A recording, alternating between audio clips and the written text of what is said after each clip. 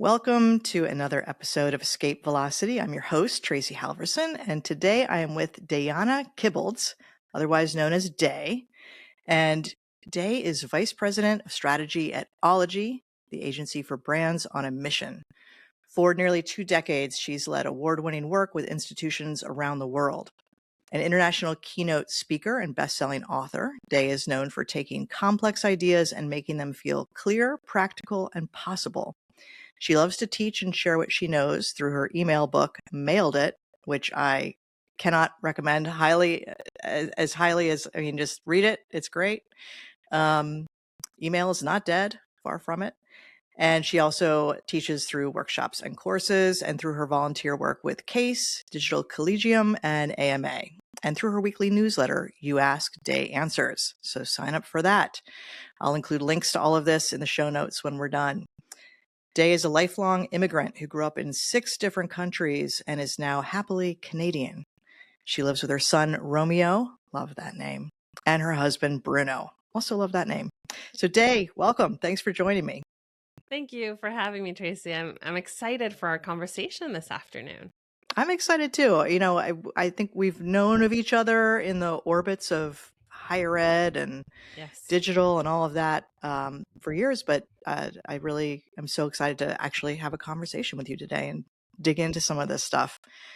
I would like to start with kind of your background. You said you're an immigrant you grew up in 6 different countries, so you constantly had to find belonging. And kind of not reinvent yourself, but find how you fit in as an immigrant. Immigrant's the word we all use as the looking at the person coming in, but for you, it's just your life and you're going through all of that. So how did you end up in higher ed in North America?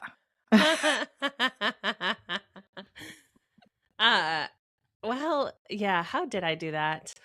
I definitely think of myself as an immigrant as just an identity. And to me, it doesn't mean a person from somewhere else or a person who doesn't belong. It's a person who deliberately chooses what they want their next life to be or their future generations' lives to be and works toward that, right? It's a choice.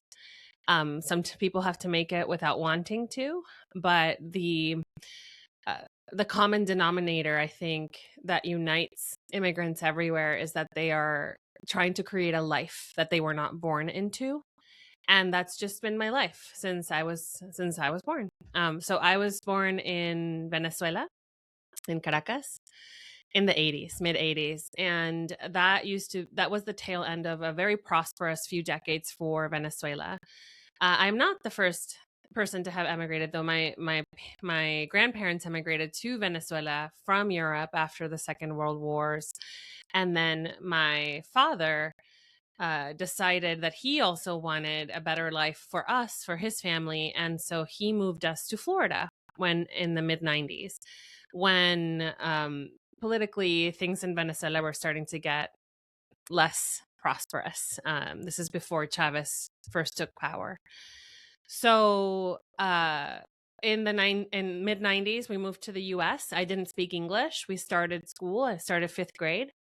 And that was the first time I moved. And I love that you said reinvent as a word, because that is something actually that I have learned how to do by choice now that I have practiced moving to completely different places. I just decide, what am I going to be in this life? What am I going to be in this life? So I was 9, almost 10 when we moved to Florida, learned English. And when I was 15, my dad started to get really paranoid because while we were in the US legally as tourists, we legally could not stay as permanent residents. And back then, this was pre 9/11. It was actually quite easy to have a life in the US as a tourist. You had a social security number, you paid taxes. My father had businesses, and my mom was employed. Like, all of those things were possible back then. But after 5 years of that, he started to really fear that it could just be taken from us at any point. So he started looking for a more stable employment situation. and he got a job. We wanted that job to turn into a green card.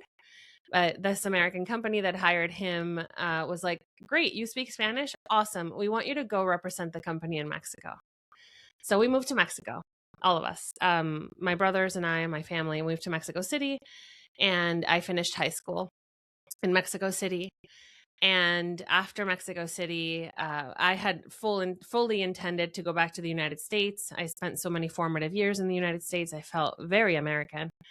However, I didn't get into any universities, and that's a whole story to unpack. So we were like, well, what do we do? And we started looking for options in Europe. So I'm very, very lucky that I inherited European citizenship. I'm Italian by citizenship from my grandfather on my mom's side. So I could go to Europe and live in Europe. And we found a few schools in Germany that had English instruction to start. So I moved to Germany when I was 18. And I did my undergrad in Germany. And when I graduated, I made a decision based on love. I had met my love, the love of my life. I had met him in high school in Mexico. So I moved back to live with him, and he's my husband. So it worked out. I know, it's crazy when I think about it. So when he graduated, he got into a PhD program at Penn State. And I'm actually wearing that right now, Penn State. Nice, Penn State. And yes, we are.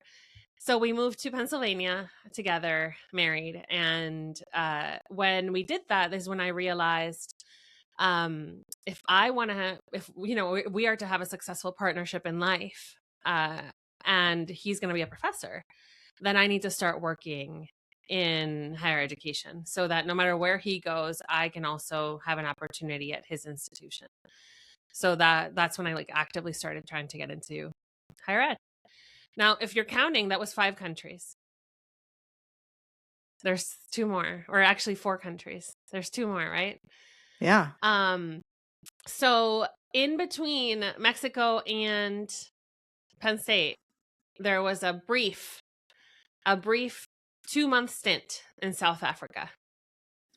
Wow. So the job that I had in Mexico, when I went back after I graduated, before we moved to Penn State, I worked for this sales company whose headquarters was in Germany, but they had sales companies all over the world. And they loved what I did so much in Mexico that they were like, can you go spend some time in South Africa and do that? Like, it was a bunch of digital stuff that I was able to stand up. So I was like, yes. And the reason I counted as a country I lived in is because I had to go to the hospital for something. And I feel like if you have to enter the health system, you live there. Would we say that's fair? I feel like that's fair. I appreciate you giving the justification for it, and I'll let it stand. Yeah, I think that's a good reason. It wasn't serious, but I went sandboarding on sand dunes, and I felt so bad. I injured my tailbone, and Ooh. I had to get prescription pain meds. That means I lived there. Basically. And then the most recent move was after my husband finished his PhD and his postdoc. We moved to Canada, which is where we are now. And how long have you been in Canada? 8 years now. 8 years now. Yeah. A lot of people wish they could say that too these days. Tracey, we moved here in 2017, and it was the perfect timing for Hispanic immigrants in the U.S. to leave the U.S. Yeah. Yeah. Yeah, that's another podcast. Yeah. So let me ask you this. You have a master's in applied statistics from Penn State. Yes. And I know what we're going to dive into data.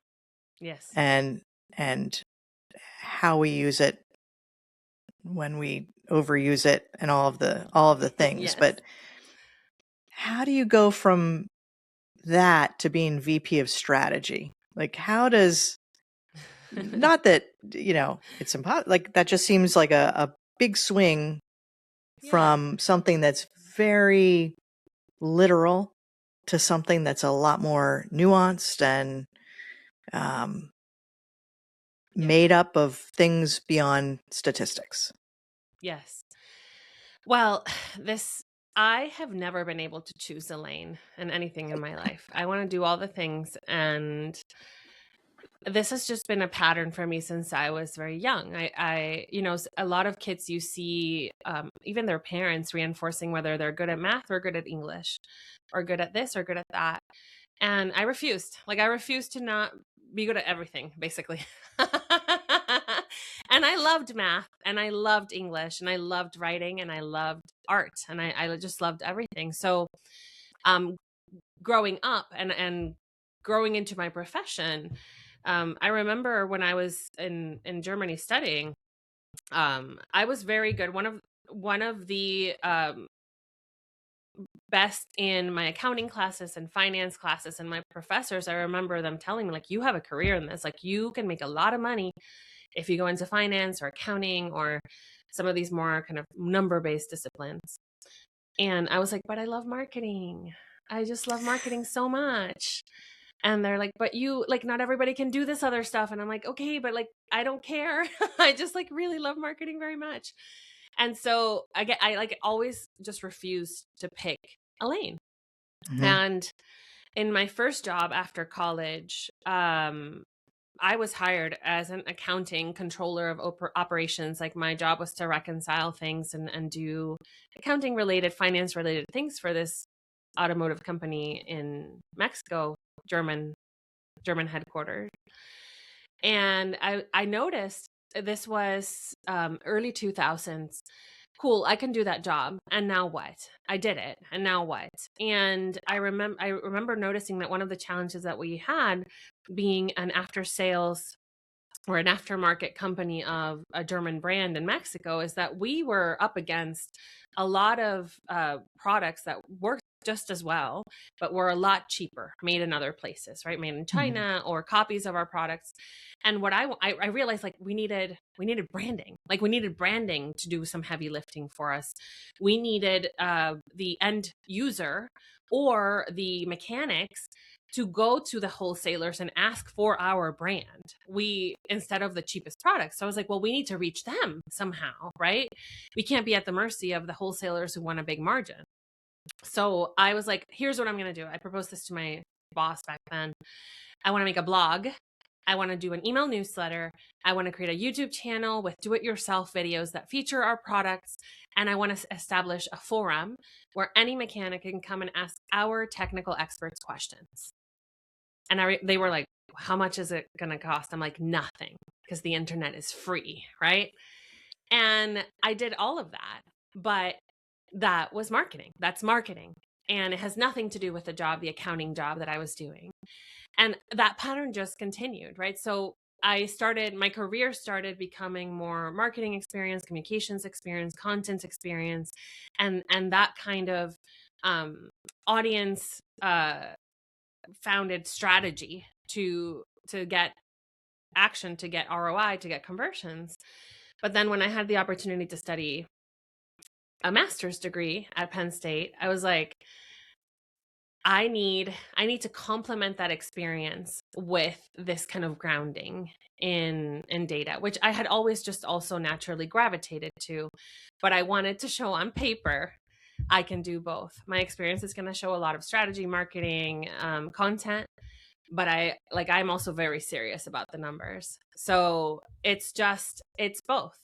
And I think when we talked about doing this episode, I told you I really want to talk about how we overuse data, is because I believe in data, but I do think we overuse it. And that's why for me it's important to always just have both in my life. I think that's just such an interesting way that you've shaped your life and made decisions, and not let yourself be put in a lane or told, well, if I'm in this lane, I can't swerve over here and drive in this lane for a while too and be just as successful. And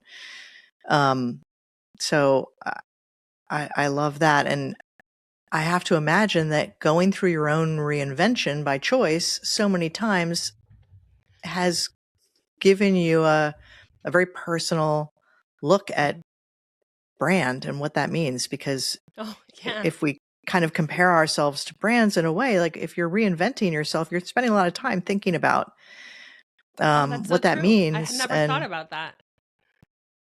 Well, Yeah. I think it gives you just like your immigrant status. And, I remember hearing you talk at the AMA about having a unique perspective on the language Yeah. and how prohibitive it is. Yes. The language that so many, all sorts of organizations use language that they don't realize is complete insider speak, or it's not Yes. catering to the audience. But in higher ed, ironically, and it's very true, but it is ironic that they want people to apply, but they make it very difficult, and Yeah. they don't make it easy. Yeah. And I think, but being able to frame that from your perspective, I think gives it a lot of weight. Versus saying like, well, I think if we change this, it might be better. Yeah. You kind of were coming from a proof point already. Yeah. And that brings me back to statistics, which, I love marketing and storytelling and art and all of those things. But what I think is so challenging is that it's hard to get data around the ROI of it, Hmm. right? Because Yeah. it's either a long game, or it's baked into so many other things that you can't just say like, oh, we ran this ad and it had this many impressions and got this many, like there are certain marketing aspects where you can really look at the data and get a lot of proof, that something Yeah. worked or something didn't. But in a lot of cases, it's much harder to really get that proof. Hmm. And I wonder if you grappled with that when you did kind of, now you're squarely in the strategy seat, and obviously Yeah. still relying on data and find good use for it. But how do you grapple with that? Yeah. This this is personal for me in a way, because as much as I believe in data, and data meaning like metrics, numbers, because you can define data as any input. Uh I also believe in intuition, frankly. And I also believe in imagination, and I believe in experience. And I was in a job prior to going agency side where for many years I want to say allowed, but it's not quite allowed. I was given the opportunity to make decisions based on intuition and try things that we hadn't tried. But then there were some changes internally, and the institution wanted proof, is the word that used, proof that things would work before we tried them. And I couldn't. I just remember saying like, I can't. We haven't done it. Right. And they, well, have any other universities done it? No, that's the point. Like Right. I can't prove that this will work to you, right? I think it will, based on a decade of similar initiatives, based on consolidating cultural signals or other industry research about the generation that we're targeting, or right. And they were so fixated on the metrics, well, I need you to demonstrate that this has worked or will work, that they ignored intuition and they ignored imagination, right? And so like this is why I mean it's personal to me that in our field in marketing we hear so much, you have to be data driven, we have to make data driven decisions, and people wear that like a badge of honor, like this is grounded on the data. Mhm. And that is great if you are using that as one of your inputs, but there are other inputs that you also need to consider, right? Yeah. Like not just quantitative data, but qualitative data. What are people actually thinking or saying? What are the stories behind these numbers? You also experience, if somebody's been doing something for 20 years, they have the kind of muscle memory that is as predictive or as explanatory as maybe a data set would be.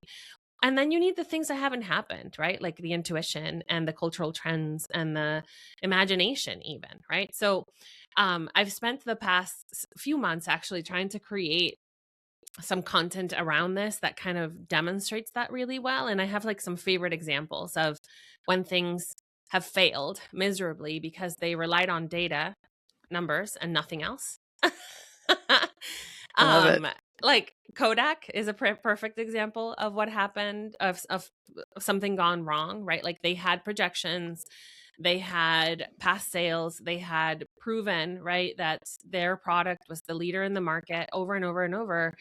And they didn't invest in digital, even though they were the ones that invented the digital camera, because they couldn't see the future, right? Like they couldn't imagine Right. anything. They couldn't take a risk. They couldn't make a bet.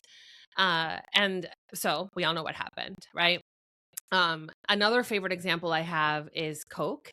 So I think it was the 90s or the 80s, Pepsi came out with a campaign that was like, our taste in blind tests, customers preferred Pepsi, right? And that campaign became so viral. We wouldn't have called it viral back then, I don't think, but it was so viral that like Coke was nervous. And so they came up with a new formula, a new actual formula for the drink. And in blind tests, people prefer the new Coke versus Pepsi. So they're like, well, cool. Like we can't go wrong. They did the biggest customer test, whatever you want to call it, ever done. Like 200,000 people tasted these things. And like test after test after test, new Coke was better than Pepsi. Pepsi was better than old Coke. And so they're like, all right, well, we're going to go out with new Coke, right? We did focus groups, we did the test. Like it's, the data is so clear, like you can't go wrong, right? But there were a few dissenting voices in those focus groups that were like, you can't change Coke. Like you can't change. It's not just the flavor. Like this is a brand. This is an experience, right? And they went out and with a new flavor, and people protested, people boycotted. People were like, they were forced to go back. And that's an example of, again, you were like, the test was perfect, the data was right, but they ignored that there's other things at play, like cultural things, brand equity experience, right? So if we overly rely on one of these inputs, you run the risk of actually making a much worse mistake than trusting your intuition or imagination. And for me, it's not one or the other. It's, can we look at more than one input before we make a decision? And when I see people being obsessed with being data driven, what I see is numbers driven. And I don't see, what do we think? What do we imagine? What do our most experienced people think? What culturally is happening? Where do we see things evolving? And placing just as much weight on that as your data sets. Yeah. I also think marketing is a creative practice. And by its very nature, creation is about making something that doesn't exist yet. Yeah. And if you want, everyone wants to be, have differentiation and to have something innovative and to really be distinctive. Yeah.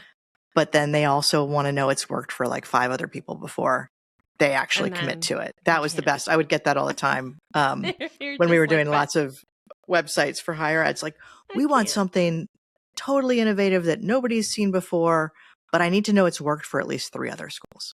Yeah. Well, then it's not. I'm like, both. yeah. Well, I mean, there.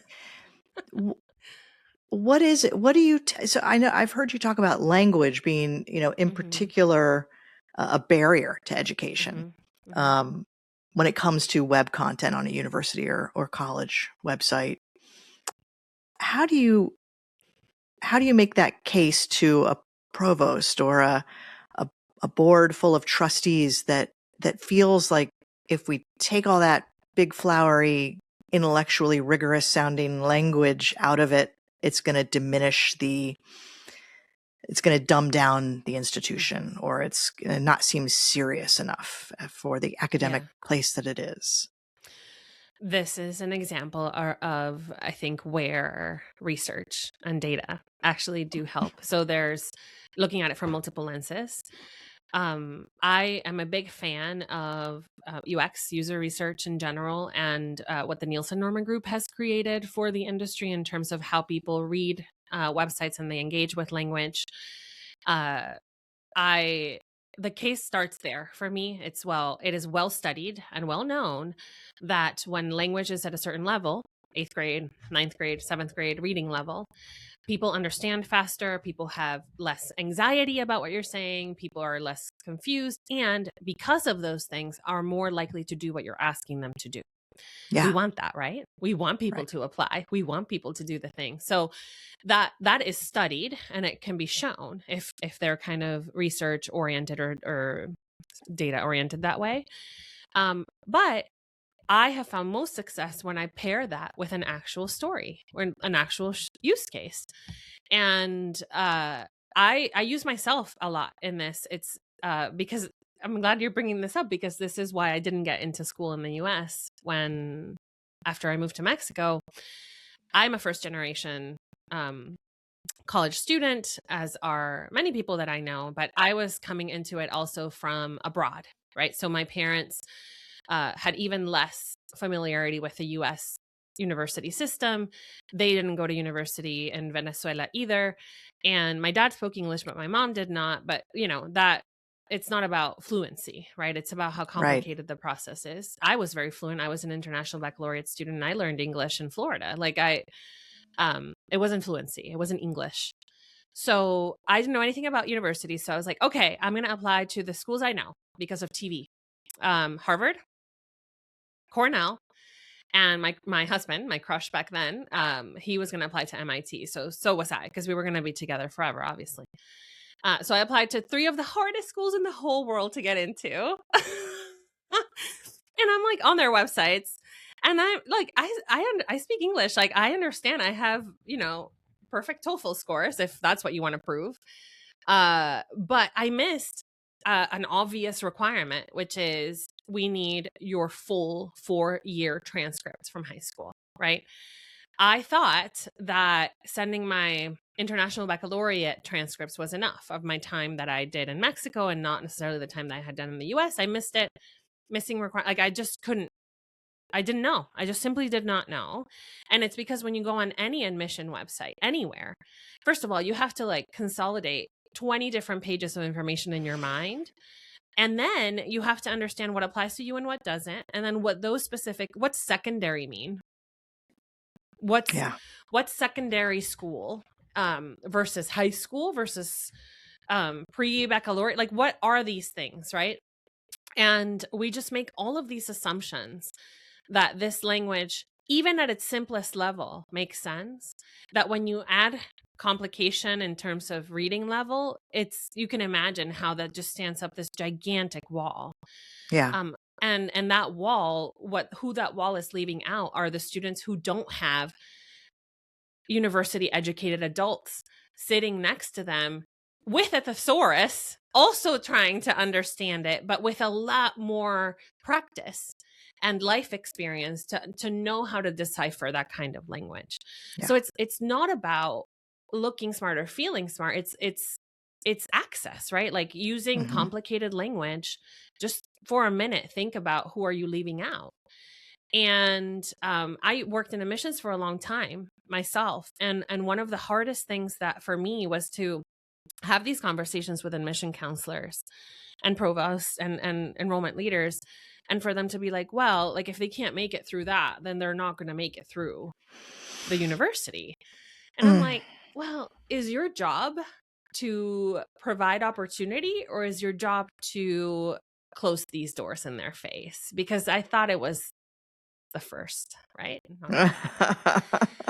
And then they're kind of they're taken aback a little bit, but our job is not to make it hard. Our job is to make it doable, right?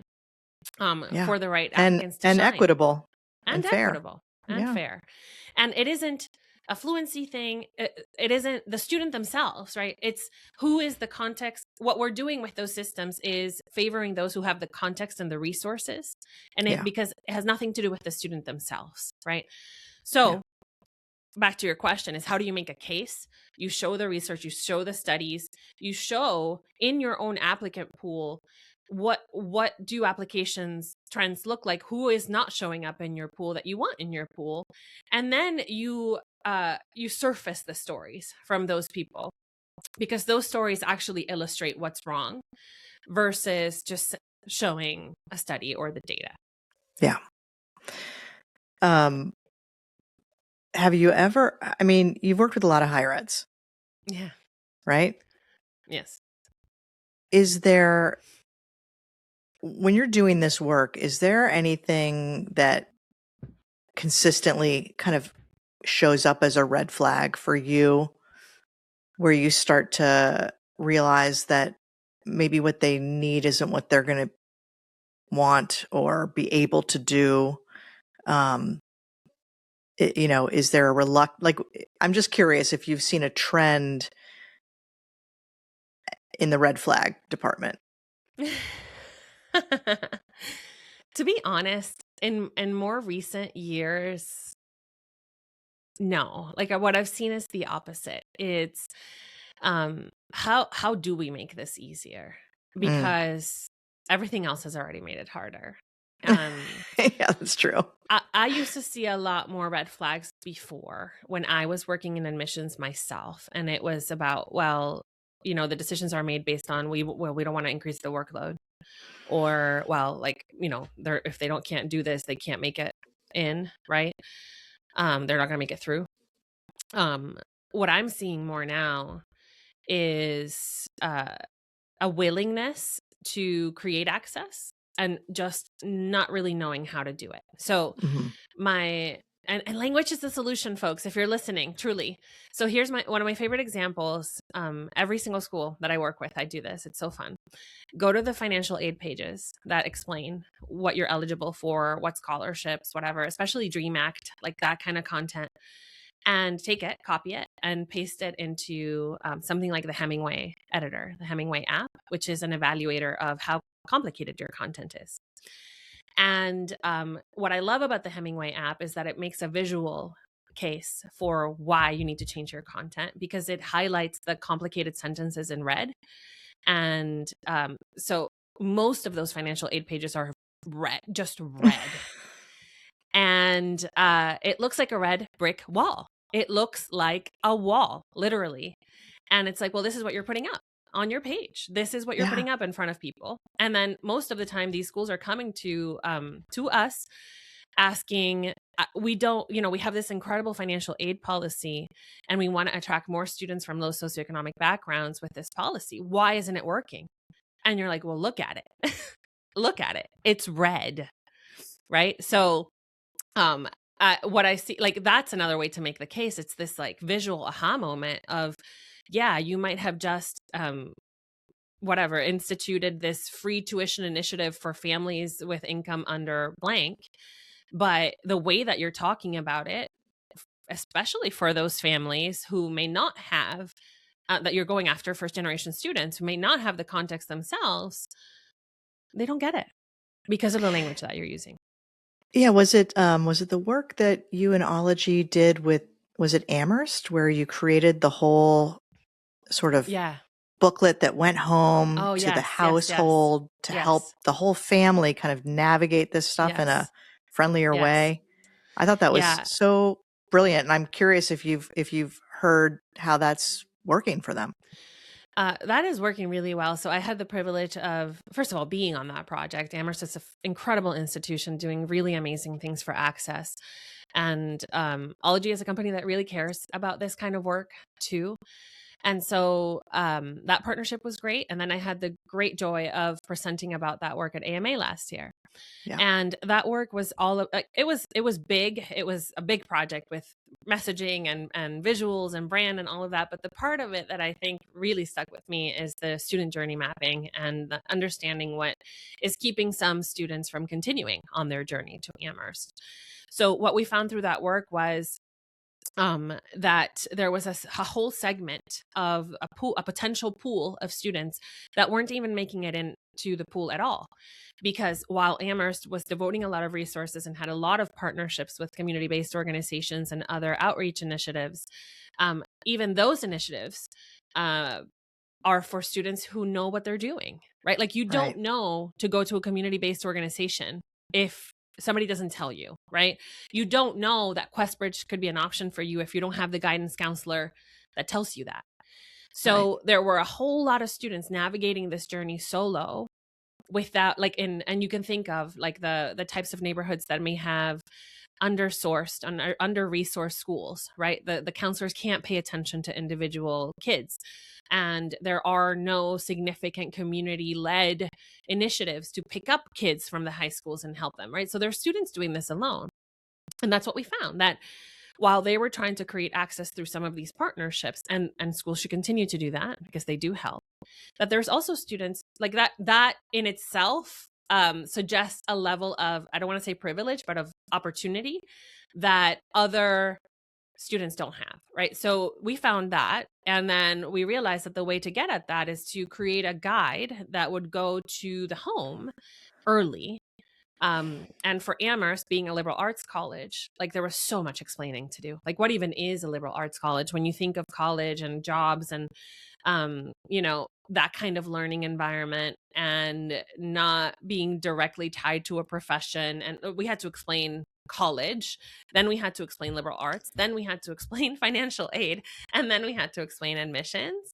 And they did that for the first time in the last admission cycle. It was sent, and what they saw this year was just incredible increases across the board in the pool in general, but also first generation applicants, rural applicants, and admitted students into their class. So that is really rewarding. And obviously all of those pieces were written in very simple, conversational, easy to read language that broke down for these families, here's what all this stuff actually means. Yeah. I think it's also, I think it's pretty common knowledge in science anyway, or neuroscience, that when you're under stress, high levels of stress and anxiety, your cognitive capabilities are going to decrease around complicated things because you're much more keyed up for immediate, like, fight or flight. You're looking for big threats, and you might even see threats where they aren't. But I think that just acknowledging that this is a really stressful, scary process for most kids to go through, and their families, if their families are involved, that and then to bombard them with all of this complicated language, that I'm just surprised that that it's persisted, especially on the financial aid pages. That used to be one of my favorite. Oh my God, it's my favorite pastime. Like, everybody should try that. Well, and it's not just complicated language, it's also kind of useless language that happens too on the other side of the spectrum. I know you've been working on this, right? Like, so many higher education institutions are saying nothing at all. Oh God. Let's go. So, when someone's trying to make a decision about whether college is even for them, seeing world class written 500 times is not going to change their mind, right? So language is so powerful, and we could just use it so much better. We could. And I think that also sometimes you need to show, not tell. Yeah. But yeah, I've long been bothered by the language, the says nothing language that so many schools use, so many organizations use. I mean, a lot of it's in a lot of places. But I remember I did an audit of a brand and a site for a school that I had to get up and present my findings, and so that to a whole auditorium. And this was a religious school, so there was a bunch of nuns in the back row, just like glaring at me. And I've really never been so scared to kind of get up there and have to give my honest assessment. And they had a campaign slogan that was kind of like their brand message, really. That was like, we're the bridge from where you are to where you're going. And then they had a photo of this woman who was like running like a track and field runner, but behind her, it looked like a nuclear holocaust. I mean, it was, I don't know, somebody gone crazy in Photoshop. And I was like, what are you, like, what is this? What are you saying here? Like, if anything, this is terrifying, but what isn't a bridge from, if you're moving through life, everything's a bridge from where you are to where you're going. What does that even Yeah. mean? Yeah. And it looks like you're trying to escape, a nuclear bomb in this, like, are people escaping Armageddon? Like what? And that was funny because one of the nuns did stand up and she said, well, we spent a lot of money on that Mhm. tagline in that campaign. Mhm. And it was like the sunk cost Mhm. effect of Mhm. just, we feel like we need to stick with it because we paid a lot of money for it. Yeah. And so when you go in and to talk to these clients who have in the past, spent a lot of money on some of this language or a website or a brand Yeah. element, does that come into play much where it's sort of like you got to hold on to it because you spent a lot to Yeah. get it? There yes, there have been clients in our work with higher education institutions that come to Ologie with, well, we have this and we have to make it work somehow. So we right and oftentimes we find that when that happens is because there was just not enough research and strategy behind the creative. And I think that's why I really enjoy my time at this agency and at Ologie in particular, because um, what we make is absolutely beautiful, but there is so much research and strategy that goes behind every single thing that makes it out the door, um, because that's how you know that it's going to work, right? And so that happens, and then we have to kind of retrofit a little bit of research and strategy, or we keep some sort of umbrella, like maybe bridge is the umbrella, and then like you put other messages around it that actually make it work. It does happen. Yeah. uh and I think it's because there just wasn't enough research. And like, I know I've said, well, don't rely just on data, and don't rely just on data, but do your research, including data and other sources. I think that's the other really important piece. One of the things that we see often is, especially if you're trying to do something different that stands out, is that a lot of clients who feel a little bit of fear, they want to test it, right? Like, oh, we got to Yeah. test, we got to do some creative testing. But the reality is nothing wins in creative testing. Nothing Yeah. ever. Nothing, right? So there's like the famous story that nerd clusters failed every consumer test, but it's like their best-selling candy Yeah. now for that, right? Because people don't know how to react to change, right? And so anytime that there's testing, we know it's going to go back to being a little bit less bold than maybe what one of our creative leads would have suggested, because testing favors the status quo in Yeah. general. And so I think that's the other thing that happens where people end up paying for those campaigns, is that they're afraid to actually make a decision using something other than just some numbers, right?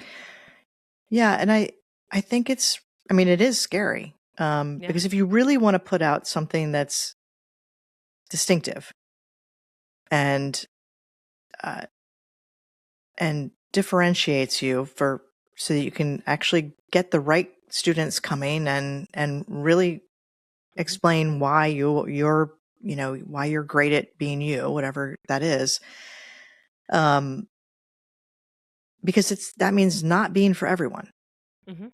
right? That means that Mhm. the people who are for you are gonna love it and hear it and see it, but the people who are not for you Yeah. are not gonna like it. It's Yeah. not there. It's not gonna resonate with them, and And that's so okay. That's okay. it is. It's Yeah. actually great. I mean, you want people to have a reaction one way or the other. Yeah. So I always say, if everyone loves it, it's not doing its job, Yeah. right? Exactly. Because Yeah. it just as much as it resonates, it should have an equal anti-resonant effect. Yeah. Um, and testing doesn't really allow for that kind of understanding to come No. through.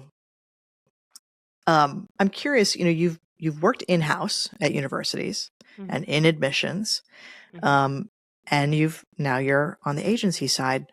Mhm. What do higher eds get wrong about working with agencies, and what do you think agencies get wrong about working with higher eds? Yeah. Oh, I love that. Okay, so institutions, and I do really think it depends on the partners, right? Like the individual schools and the individual agencies. But Sure. one of the things, now that I've gotten to work with dozens of universities and colleges all over the world, everybody thinks they're so unique. Every institution thinks they're so unique, and that their problems are only happening to them, and that their challenges are only happening to them. And that there's no way that any external person, agency or otherwise, could understand them. But in reality, there are so many parallels between what universities and colleges are experiencing and the same types of issues and the same buy-in concerns and the same, it's so it happens on the process side and it happens on the people side, but it like definitely also happens on the language side and the content side. For every single time that I do discovery with a new client, if I ask the question, like, what makes this place stand out? I say, you can't say community. Don't say community. Say something else. Because everybody thinks it's their community. The community is so unique. It's like, it might be, but the idea of community is not. Yeah. Your community might feel different than another community, but that's the whole point. Like, of course, it's differentiating because you want to belong to something. But what is the thing that we're belonging to? That's what I want you to describe, right? So I think they don't understand just how similar they sound and how similar things are to other places, because unlike an agency, they can't see it. They can't see it to the same level of access that we get when we're working with clients, right? Yeah, that outsider perspective, I think, is so Yeah. helpful. I think that's where the Yeah. partnership makes a lot of sense, because it's really hard to see this stuff once you're inside of it. Yeah. And it's like an outsider insider perspective, because I'm not just like a general observer looking at websites. I have I have their strategic plans, I have their documents, I have their data, right? So I am looking across, knowing very well how these places are working and where their challenges are. And I just really think institutions don't value that as much as they should. How, like, I might not be able to tell you what someone else is doing or why, but I can tell you what you shouldn't do because of what I know, right? So it's I think that's not often appreciated. I think it is appreciated in like a direct partnership, but vendors get so much shade when it comes to industry events and conferences and things like that. But like they have so much, like we have so much incredible stuff to share just because we see so much, I know. So Well, they need to stop thinking of us as vendors, because what I know. the good ones out here, we want to be partners, And we and yeah, and that's what is going to yield the best work. But I do that's think right. that Yeah. yeah, But some real people, traditionalists, yeah. some bad apples ruin this for all of us. But I know. we can talk about what I think about conferences another episode. So on the other side of that, though, what agencies get wrong, and I think this is where some of the misperception on the other side comes from, is um not understanding how things work, right? That us creating a beautiful brand and giving you brand guidelines means nothing to an admission counselor on the road, Mhm. or the social media manager in the central marketing team, or right, like if there is no strong internal team that can take strategy or a brand and translate that into tactics, then the agencies who don't do that for them, like it becomes like the bridge campaign that they paid for and they don't know how to use, right? Yeah, sits on a So desk. it sits on a desk. So I think there's I have felt this personally coming from campus, that I'm often like, all right, but like in our training sessions, we got to show them, like, how do they use this? What do Right. they do? Like, who's in the room and how do they use this? Because that's, otherwise they won't. They don't know how, right? And I don't know that every person, every agency understands how things actually are used and implemented, and what tactics are in recruitment or in fundraising in their clients' institutions. Yeah. Yeah. I think that's and that just takes time, either working with enough institutions Exactly. to really understand it, or having the benefit of working in it inside. My first job out of undergrad was working in admissions, and so Yeah. I got Yeah. firsthand exposure to all of that, Yeah. and even now as an alum, I experience like how I'm contacted Yes. and engaged with, and so I think it's just a lot more listening that needs to happen at the beginning, to really Yes. understand, how does this turn into action, Yeah. for all the different people that need to Yeah. turn it into action. Honestly, I think the most important piece is who is leading the project on the client side, Hmm. and how much time do they have to do it, right? Like how much off the side of their desk is this thing, versus how much are they going to do some change management internally. Yeah. And when you get that kind of partner and leading the project on the client side, then things work amazingly, beautifully, right? They are able to do the translating that maybe the agency can't quite do, to the level of granularity that it requires. So that's often when I find most satisfaction. I also feel like, how many times have you experienced what we call the swoop and poop, where a president or a trustee or someone comes in Yeah, at the 11th hour, yeah, and turns out there wasn't really the appetite for innovation or change that was being yeah. proposed. I've experienced this soup and poop personally just once. Just once. That's good. But we have enough of those to count with more than one hand. It happens, right? Yeah, As much as you try to prevent it, it happens. it does. I mean, I think that when whenever we're thinking about working with a higher ed, it's one of the questions I really dig into is, who are the stakeholders, right? Like Yes. whose job's on the line? Yeah. Um, and do you have the support to do what you're telling me you want to do from the people who Yeah. have a say in whether you have a job or not, Yeah. because we've got to make sure that at the end of the day, you're getting a raise and a promotion, not asked to leave. Yeah. Yeah. Um, because these projects have huge impacts on the folks' careers who are in Absolutely. these Yeah. institutions. Yeah. So I always tell my team too, like the client, like the success of this project is not necessarily the work we do. It's what happens to these people's careers after, they're Yeah. sticking their neck out to say, I'm making a choice to go with this team. And then they commit, a year of their life to it and whatever resources. And so it's a big deal that Yeah. there's Yeah. alignment and everyone's Yeah. marching towards the same goalposts. Yeah. One of the favorite feedback that we get from our clients is that the meetings with us or the work with us are the favorite part of their jobs, of their day. And That's a like that's the compliment. kind of Yeah. relationship you want. That Yeah. where you're learning something mutually, right? You're excited mutually to do something great. But it does take that like really strong lead. Hmm. Otherwise, it just can't go anywhere. Um, I know we're getting towards the end here. I'm curious, what do you see, looking forward, looking into the future without the data to necessarily back it up? That's right.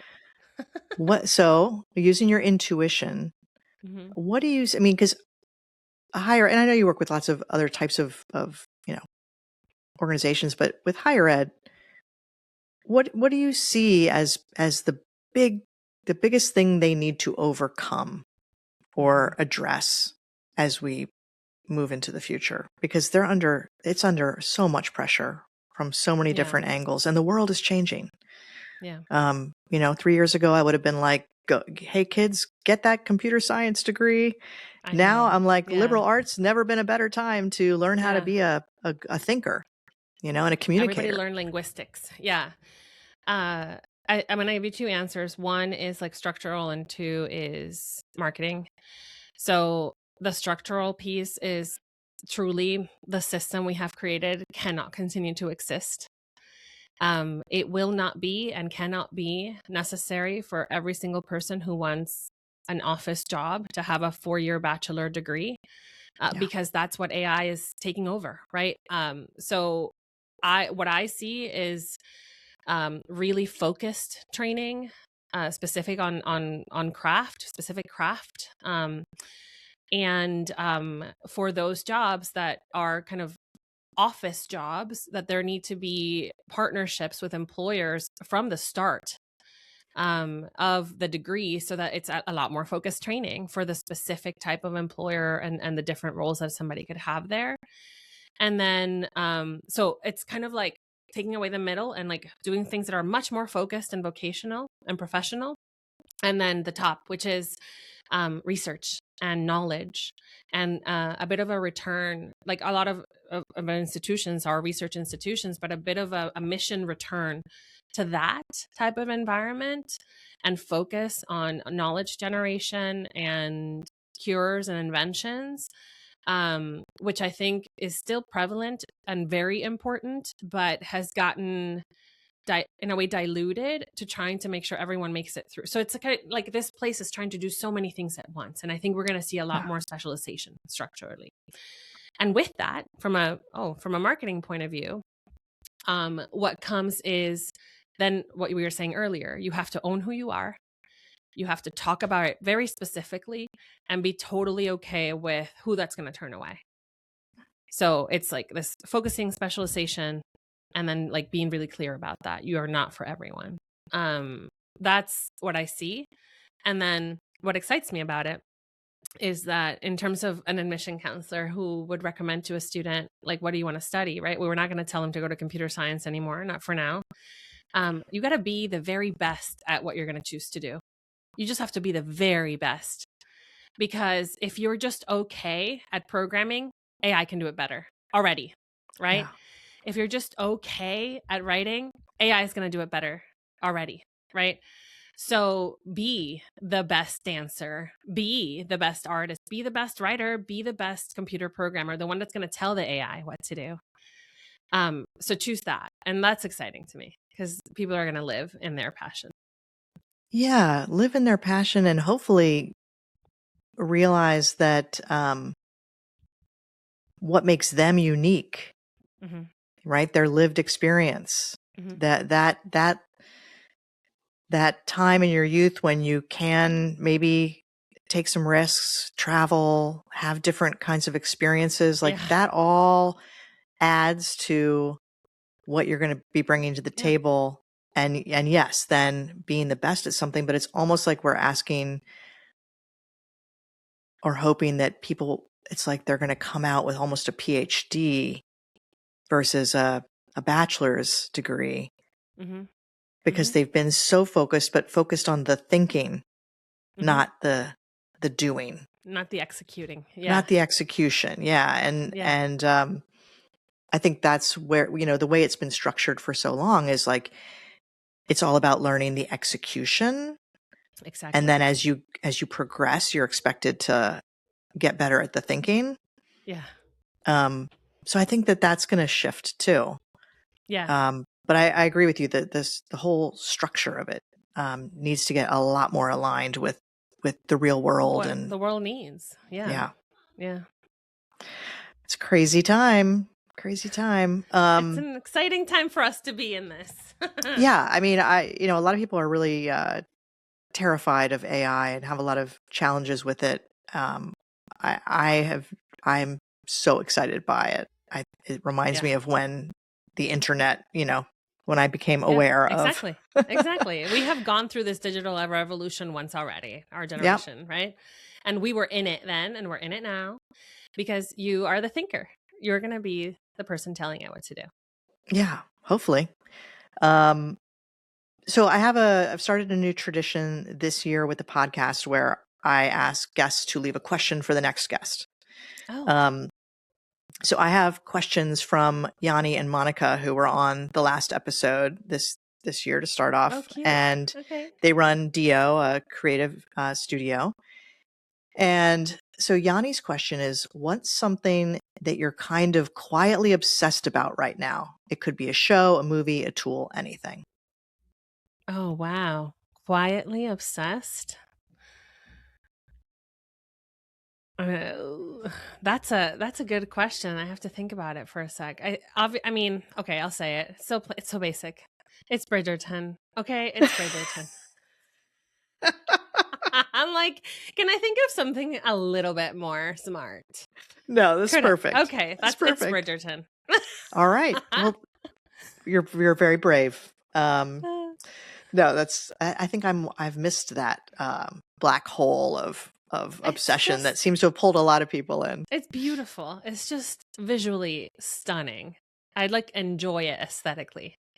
Yeah. Yeah. I've heard that. Okay, Monica's question is, now we're living in this world of AI and this mass production of very homogenized stuff, and the AI slop.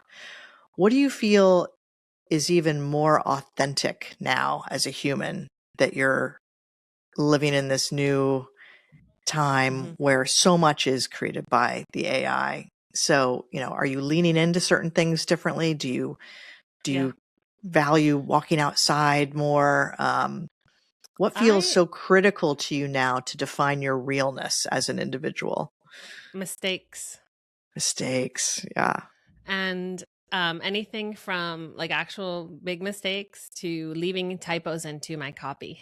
If I make them, I won't change them because that's me.